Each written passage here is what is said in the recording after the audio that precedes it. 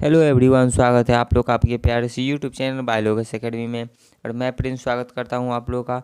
और आज मैं आप लोगों को बता दूं कि हड़प्पा सभ्यता का चौथा ये पार्ट होने के लिए जा रहा है, जहां से हम लोग 31 नंबर क्वेश्चन से करने वाले हैं और आज इस सेशन को एंड कर देंगे। तो चलिए देखते हैं पहला क्वेश्चन क्या है। पहला क्वेश्चन है 31 नंबर क्वेश्चन है कि वनावली किस राज्य में स्थित है। तो वनावली कहाँ पड़ता है? हरियाणा में पड़ता है। वनावली किस राज्य में है? हरियाणा में है। वनावली किस राज्य में है? हरियाणा में है। एक ट्रिक से याद रखिएगा कि अपने देश की हरियाली बनी रहे, अपनी देश की हरियाली बनी रहे। तो हरियाली से हो जाएगा हरियाणा और बनी रहे से वनावली। तो हरियाली बनी रहे मतलब वनावली कहाँ पड़ता है? हरियाणा में पड़ता है। इसके बाद आगे चलिए, आगे देखते हैं 32 नंबर क्वेश्चन। तो अपन 32 नंबर क्वेश्चन कह रहा है पूरा तत्व के अंतर्गत निम्न में से कौन एक नहीं है।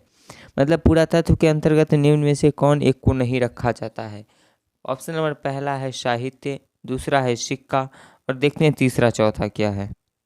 तीसरा है अभिलेख, चौथा है भग्नावशेष।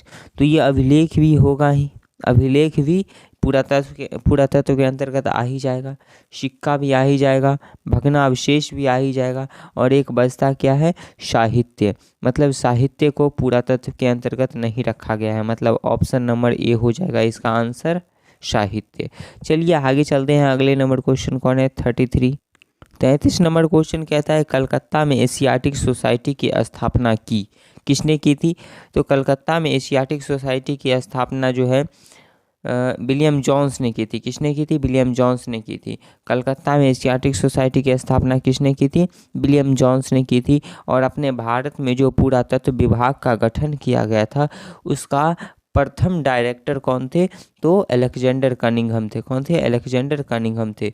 तो कलकत्ता में एशियाटिक सोसाइटी की स्थापना किसने की थी? विलियम जोन्स ने की थी, मतलब option number D.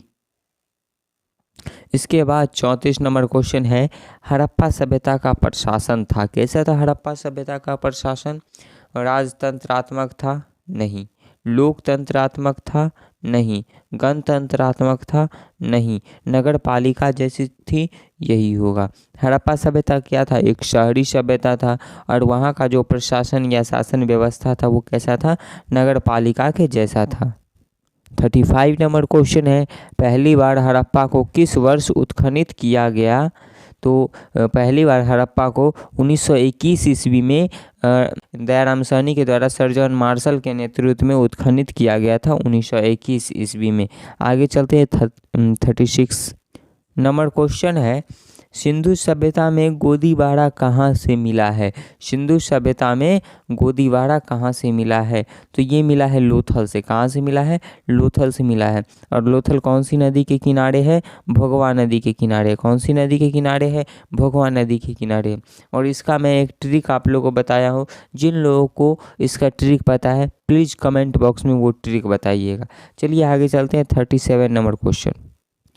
37 number question है मोहनजोदड़ो किस नदी के किनारे में स्थित है। मोहनजोदड़ो किस नदी के किनारे में स्थित है? तो मोहनजोदड़ो सिंधु नदी के किनारे में स्थित है। मोहनजोदड़ो सिंधु नदी के किनारे में स्थित है। और रावी नदी के किनारे कौन सा जगह स्थित है? तो हड़प्पा। हड़प्पा कौन सी नदी के किनारे स्थित है? रावी नदी के किनारे स्थित है। 38 नंबर क्वेश्चन है हड़प्पा सभ्यता भारत के किस भाग में विकसित हुई है। हड़प्पा सभ्यता भारत के किस भाग में विकसित हुई है? तो पश्चिमोत्तर भाग में विकसित हुई। किस भाग में विकसित हुई है? पश्चिमोत्तर भाग में विकसित हुई। तो पहला ऑप्शन तो नहीं होगा। यहाँ जो है सी नंबर कह रहा है पश्चिमोत्तर, तो इसका आंसर यही सी हो जाएगा, पश्चिमोत्तर भाग में फैला हुआ था।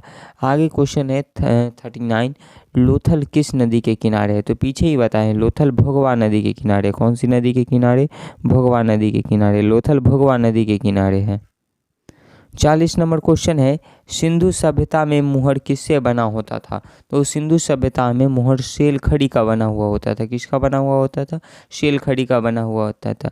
उस समय लोहा के बारे में लोगों को जानकारी नहीं थी। तो आप लोगों से इस तरह का भी क्वेश्चन पूछ सकता है कि हड़प्पा सभ्यता में या सिंधु घाटी सभ्यता के लोगों को कौन सी धातु के बारे में ज्ञान नहीं था।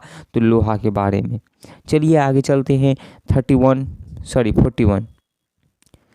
41 नंबर क्वेश्चन है मोहनजोदड़ो का शाब्दिक मतलब क्या होता है, मतलब मोहनजोदड़ो का अर्थ क्या होता है? तो मोहनजोदड़ो का अर्थ होता है मृतकों का टीला। और कौन सी भाषा में? सिंधी भाषा में। कौन सी भाषा में? सिंधी भाषा में। तो आप लोगों से पूछेगा मोहनजोदड़ो का सिंधी भाषा में मतलब क्या होता है, तो मृतकों का टीला।